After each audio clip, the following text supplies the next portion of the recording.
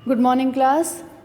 आज हम कबीरदास पाठ को कंटिन्यू करेंगे। कबीरदास पाठ के वीडियो भाग 1 में आपको दोहा संख्या 1 से लेकर 10 तक की व्याख्या बताई गई है। तो ध्यान से उस वीडियो को आपने सुना होगा, निश्चित ही समझ में आया होगा। अब आगे आप इस वीडियो में दोहा संख्या 12 से लेकर 21 तक सुनेंगे, 11 से लेकर 21 तक।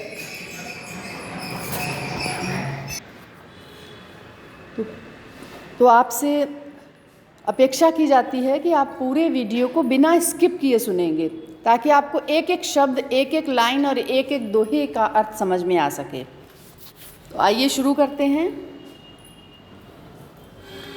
कै विरहीन को मीच दे, कै आपा दिखलाई। आपको बताया था कि जीवात्मा, कबीरदास जी जीवात्मा को पत्नी रूप में और परमात्मा को पति रूप में, जितने भी संत काव्यधारा के कवि हैं वो जीवात्मा को यानी कि मनुष्य को पत्नी रूप में, चाहे वो मनुष्य स्त्री हो या पुरुष हो, क्योंकि आत्मा सबकी एक सी होती है, और परमात्मा को पति रूप में, पुरुष रूप में बताते हैं, उनकी आराधना करते हैं।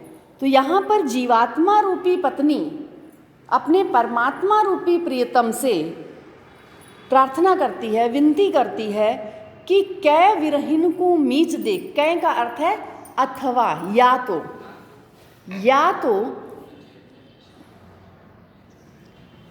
तो इस विरहिणी को मृत्यु दे दो। मीच का अर्थ है मृत्यु। इस विरहिणी को मृत्यु दे दीजिए या अपने दर्शन करा दीजिए। आपा दिखलाई, या अपने स्वरूप को दिखला दीजिए, दर्शन करा दीजिए। 8 पहर का दाझणा। दाझणा राजस्थानी शब्द है जिसका अर्थ है जलना। दाझणा का अर्थ है जलना। यहाँ पर कौन सी आग में जलना? वियोग की आग में।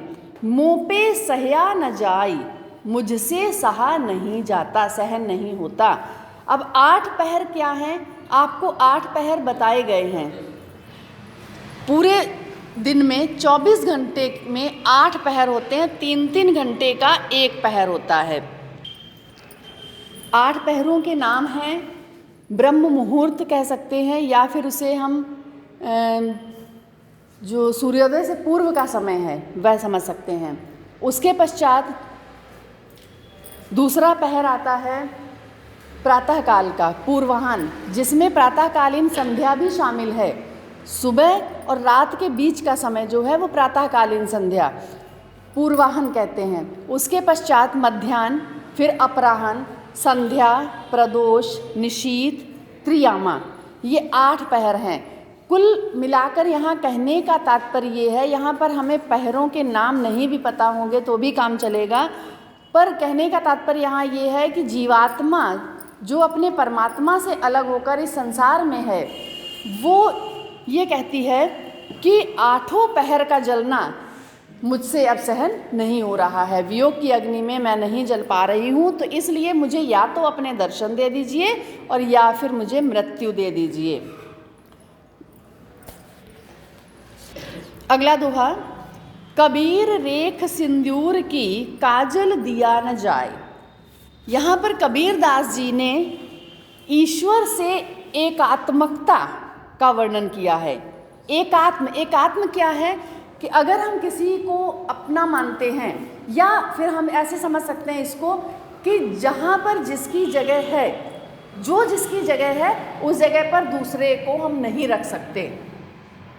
हर व्यक्ति की, हर वस्तु की एक जगह निश्चित होती है, अपनी जगह होती है, उसकी जगह कोई दूसरा नहीं ले सकता है। जैसे कबीरदास जी ने यहाँ पर उदाहरण दिया कि जहाँ सिंदूर लगाया जाता है, मांग में सिंदूर लगाया जाता है, आँखों में काजल लगाया जाता है, तो क्या मांग में हम काजल लगा दें तो अच्छा लगेगा और आँखों में सिंदूर लगा दें तो आँखें फूट और जाएंगी?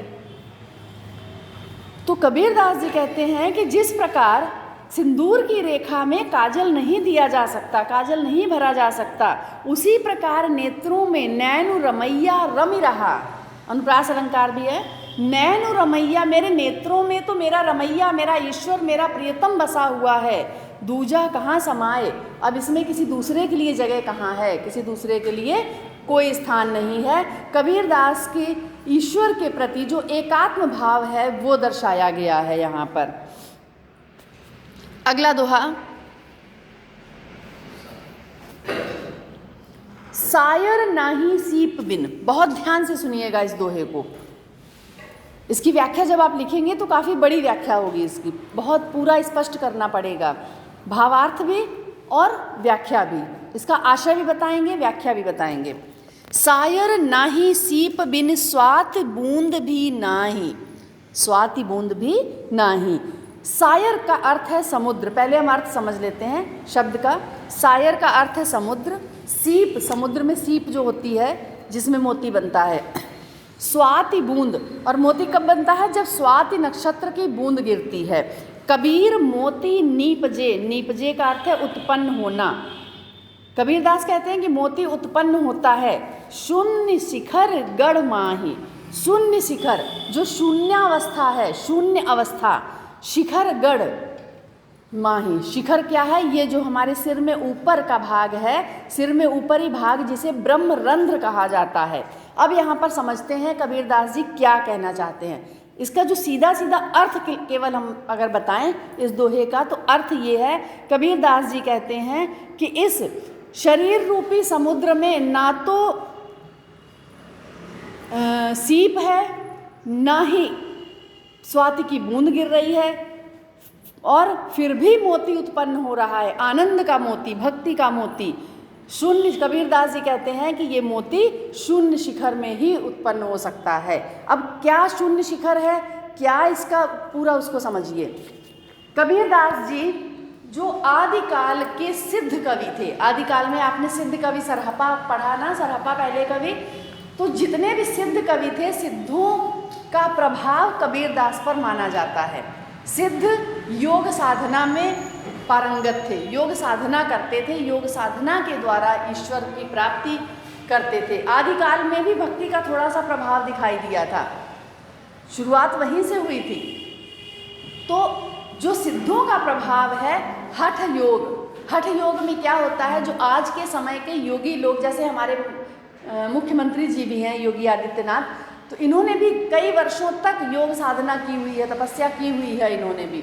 और इसी प्रकार और भी जो योगी जन तपस्या करते हैं, योग साधना करते हैं, वो योग साधना के, और हम आप भी कर सकते हैं अगर चाहें तो, उसमें हिमालय जाने की आवश्यकता नहीं है। उसमें क्या है कि अपने मन को ध्यान केंद्रित करना होता है, मन को अपने वश में करना होता है। और ध्यान आप जब योगा करेंगे, ध्यान लगाएंगे, तो जब भक्त पूरी तरह से उस ध्यान में डूब जाता है, इतना डूब जाता है कि उसे अपने आसपास का आभास नहीं रहता। वो जिस का ध्यान लगा रहे हैं आप, ईश्वर का ध्यान लगा रहे हैं या आप किसी लक्ष्य का ध्यान लगा रहे हैं, उस लक्ष्य में ही वो डूब जाता है। कबीरदास का लक्ष्य था ईश्वर प्राप्ति, मोक्ष प्राप्ति, तो वो उस ध्यान में जब डूब जाते हैं, उसी को यहाँ पर बताते हैं, तब जाके आनंद की जो चरम अवस्था है हमारे हृदय में। पहले सांस कहाँ, सांस रोककर योग के द्वारा ध्यान पहले रोका जाता है, ध्यान को केंद्रित किया जाता है, अपने मन को हृदय तक ले जाते हैं, मन और हृदय को मिला देते हैं। मन हमारा अलग है, हृदय अलग है, पर योग के द्वारा मन को हृदय में मिलाते हैं। और जब हृदय के वश में मन हो जाता है, तो वहाँ पर आपको जो भक्त है, जो योग साधना कर रहा है, वो अपनी प्राण वायु को रोककर ब्रह्मरंध्र तक ले जाता है, अपनी सांस को रोककर यहाँ तक लाता है वो, ठीक है। तो और यहाँ के द्वारा फिर वो सांस हृदय पे जाती है। हृदय में जाने के बाद यहाँ पर बताया जाता है कि जो योगी लोग हैं वो ये बताते हैं अलग अलग। देखिए साइंस में अगर आप चर्चा करेंगे तो वो अलग बताएंगे कि हार्ट ऐसा है, ऐसा है, लेकिन जो योग साधना के द्वारा जो भक्त जन बताते हैं वो ये बताते हैं, तपस्वी, कि वहाँ एक कमल के आकार का एक है, एक पुष्प जैसा हृदय में जो उल्टा लटका हुआ है, ब्रह्मरंध्र, और उसमें से आनंद की बूंदें टपक रही हैं, रस की, अमृत की बूंदें टपक रही हैं। और वो अमृत की बूंद ही क्या है, मोक्ष का माध्यम है। वो अमृत यहाँ पर कबीरदास जी वही कहते हैं कि जो मोती उत्पन्न हो रहा है, वो आनंद का मोती कहाँ पर मिल रहा है? कबीरदास जी कहते हैं कि ना तो सागर है इस शरीर में, ना तो सागर है। शरीर हमारे, कोई समुद्र है हमारे शरीर में? नहीं। यहाँ ना तो सागर है, ना सीप है, और ना ही स्वाति की बूंद है। फिर भी योग के द्वारा शून्य शिखर में, शून्य की जो शिखरावस्था पर पहुंचकर, चरम अवस्था पर पहुंचकर, शून्य की चरम अवस्था पर पहुंचकर भक्त को भक्ति का आनंद का मोती मिल जाता है, मोक्ष का मोती उसे प्राप्त हो जाता है।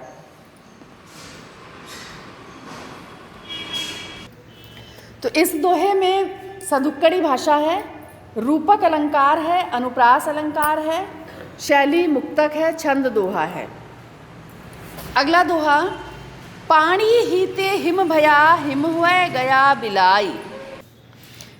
इस दोहे में कबीरदास जी ने आत्मा और परमात्मा को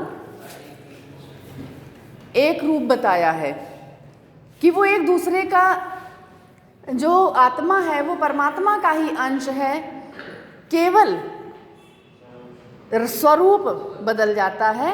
इस संसार में आकर आत्मा एक शरीर धारण कर लेती है और इसके पश्चात फिर उसे परमात्मा में ही मिलना है। पानी और बर्फ के उदाहरण के द्वारा कबीरदास जी ने बताया है कि पानी हीते हिम भया, पानी से ही जमकर बर्फ बनती है, हिम हुए गया बिलाई, और हिम बर्फ पिघलकर लुप्त हो जाती है। बिलाई का अर्थ है लुप्त होना, गायब होना।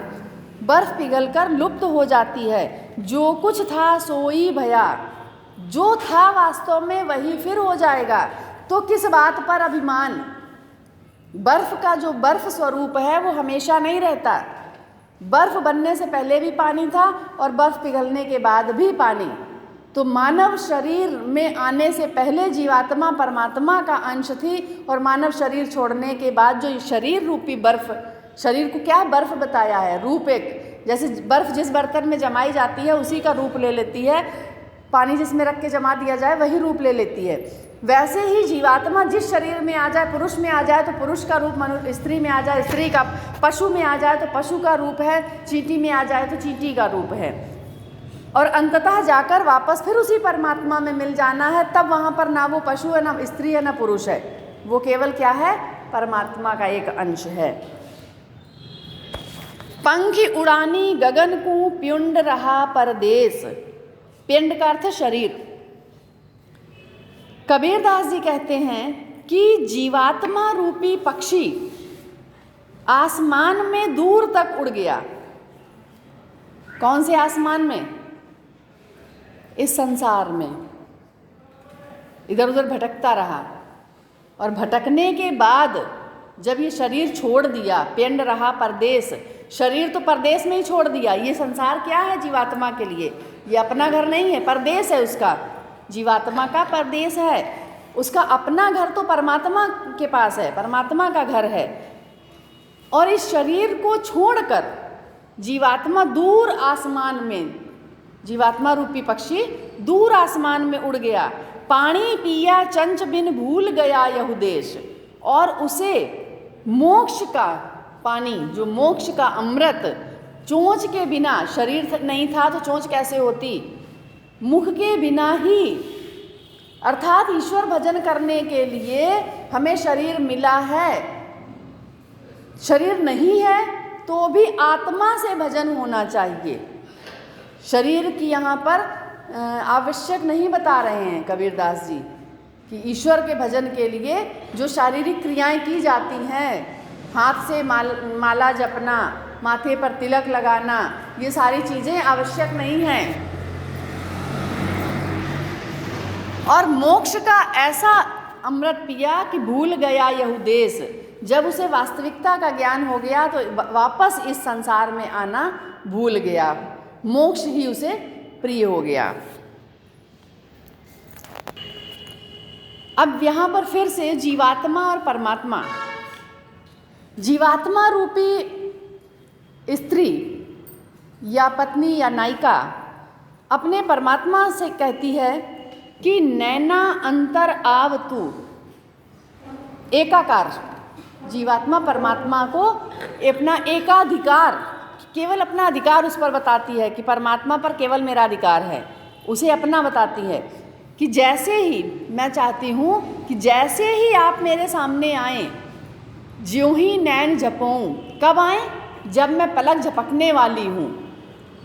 हे ईश्वर, जीवात्मा कहती है कि हे मेरे प्रियतम परमात्मा, जैसे ही मैं पलक झपकने वाली हूँ वैसे ही तुम मेरे सामने आओ और मैं तुम्हें अपनी आँखों में बंद कर लूँ, तुम्हारे दर्शनों को अपनी आँखों में, तुम्हारी छवि को अपनी आँखों में समा लूँ, बंद कर लूँ आँखों को। ना हो देखूँ और को और ना तुझ देखन देऊँ। हम आँखें बंद कर लें, उसके बाद ना हम किसी को देखें और ना तुम्हें किसी को देखने दें। अर्थात जीवात्मा परमात्मा पर अपना एकाधिकार जताती है, अनुप्रास अलंकार है।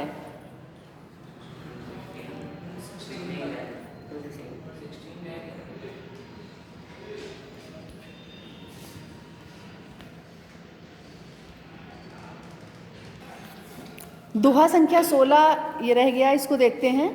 पिंजर प्रेम प्रकाशिया अंतर भया उजास।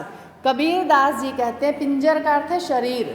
जब इस शरीर में प्रेम का प्रकाश प्रकाशित हुआ, इस शरीर में प्रेम का प्रकाश प्रकाशित हुआ तो अंतर मन तक उजाला फैल गया। अंतर भया उजास, अंतर मन तक उजाला फैल गया। मुख कस्तूरी महमही बाणी फूटी वास।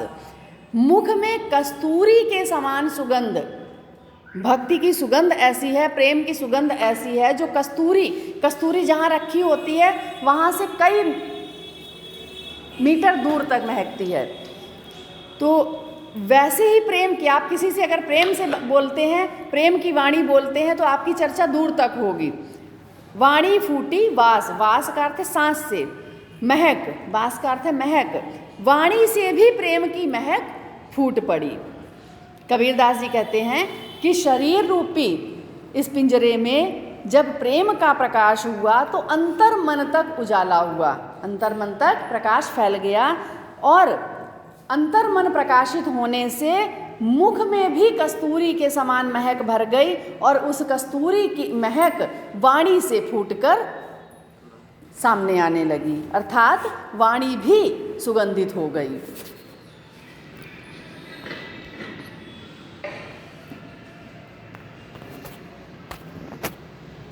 दोहा नंबर 17। नैना अंतर आव तू जेहू नैन जपेऊँ, ना हो देखो और को ना तुझ देखन देऊँ। कबीरदास जी जीवात्मा द्वारा कहते हैं कि जीवात्मा परमात्मा पर अपना एकाधिकार जताते हुए कहती है कि जैसे ही मैं पलक झपकने वाली हूँ, नेत्र झपकने वाली हूँ, वैसे ही आप मेरे सामने आएँ और मैं आपके दर्शनों को अपनी आँखों में, आपकी छवि को अपनी आँखों में समा लूँ। ना मैं किसी और को देखूँ और ना तुम्हें किसी और को देखने दूँ। कबीर हरिरस यूँ पिया बाकी रही न था की। कबीरदास जी कहते हैं कि जीवात्मा कहती है कि मैंने ईश्वर की भक्ति का रस इतना पी लिया है कि अब मुझे कोई थकान, अमृत पीने के बाद थकान नहीं रह जाती। तो भक्ति रूपी अमृत मैंने पी लिया है जिससे मुझे अब थकान नहीं रही, कोई थकान नहीं बची। पाका कलश कुम्हार का बहुरी न चढ़ई चाक। जिस प्रकार, दृष्टांत अलंकार है, जिस प्रकार कुम्हार का कलश पक जाने के बाद, कुम्हार का घड़ा, जो कुम्हार घड़ा बनाता है उसे पका देता है, जब तक घड़ा कच्चा तब तक उसे चाक पर चढ़ाकर उसके आकार को बदल सकता है, बना बिगाड़ सकता है, पर एक बार पक जाने के पश्चात वो घड़ा फिर चाक पर नहीं चढ़ाया जाता, अर्थात उसमें कोई परिवर्तन नहीं हो सकता। अगर करेगा तो वो घड़ा फूट जाएगा। उसी प्रकार इस शरीर में, इस जीवात्मा को, जब आत्मा को भक्ति का आनंद मिल जाता है, भक्ति का रस मिल जाता है, तो वो, उसका हृदय भक्ति में पक जाता है, फिर उसे इस संसार में दोबारा आने की आवश्यकता नहीं रहती। कुम्हार के समान, कुम्हार के घड़े के समान दोबारा चाक पर चढ़ने, अर्थात इस संसार के आवागमन से मुक्ति मिल जाती है। हेरत हेरत हे सखी रया कबीर हिराय। कबीरदास जी कहते हैं कि हे सखी, जीवात्मा कहती है कि हे सखी, मैं अपने परमात्मा की राह देखते देखते, कबीरदास कहते हैं कि मैं अपने परमात्मा की राह देखते देखते मैं खुद उनमें खो गया। और बूंद समानी समध में सोकत हेरी जाए। जिस प्रकार बूंद अलग होती है तब तक दिखाई देती है, जब वो बूंद समुद्र में मिल जाती है तब कहाँ हेरी जाए, सोकत हेरी जाए, कहाँ ढूंढा जाए उसे। हेरी का अर्थ है खोजना, ढूंढना। उसी प्रकार जीवात्मा जब तक अलग है तब तक उसका नाम, उसका आकार, उसकी शक्ल है। और जब वो परमात्मा में मिल जाती है, परमात्मा रूपी समुद्र में मिल जाती है, तो वो कहीं नहीं ढूंढी जा सकती है, वो उसी में एकीकृत हो जाती है, एकाकार हो जाती है। कबीर यहु घर प्रेम का, खाला का घर नाही। कबीर ने ईश्वर प्राप्ति के मार्ग को, ईश्वर के घर को क्या कहा है? प्रेम का घर। प्रेम का घर है, वहाँ केवल आप प्रेम पूर्वक ही, भक्ति पूर्वक ही जा सकते हैं। ये कोई मौसी या बुआ का घर नहीं है। खाला का अर्थ है मौसी बुआ। शीश उतारे हाथ करी, यहाँ वही व्यक्ति प्रवेश कर सकता है जो अपने सिर को उतार कर हाथ में लेकर, अर्थात अपने अहंकार को उतार कर अलग रख के सो पैठे घर माही, वही इस घर में प्रवेश कर सकता है। पैठे का अर्थ है प्रवेश। जब मैं था तब हरि नहीं, ये तो आपने पहले से पढ़ा हुआ है। जब अब हरि है मैं नाही, सब अंधियारा मिट गया, जब दीपक देखा माही। माही का अर्थ है अंतर मन में। जब तक मेरे मन में मैं था, मैं का अर्थ है अहंकार, जब तक मेरे मन में अहंकार की भावना थी तब तक ईश्वर से मेरा साक्षात्कार नहीं हुआ, ईश्वर के दर्शन मुझे नहीं मिल पाए। और सब अंधियारा मिट गया, जब मेरे मन में ज्ञान का दीपक जला, अंतर मन में ज्ञान का दीपक जला, तो सारा अज्ञानता का अंधकार मिट गया और ईश्वर के दर्शन मुझे मिल गए। तो ये सारे दोहे आपको समझ में आ गए होंगे सभी को। और इनकी व्याख्या, हर दोहे की व्याख्या आपको पढ़नी है, लिखनी है, समझनी है। ठीक है। किसी भी दोहे में अलंकार या रस पूछा जा सकता है। भक्ति रस है सारे दोहों में। रूपक अलंकार अधिकतर आया है, उपमा जहाँ अलंकार बदला था आपको बता दिया गया है। तो आशा है कि ये सभी को समझ में आएगा, अच्छा लगेगा। धन्यवाद।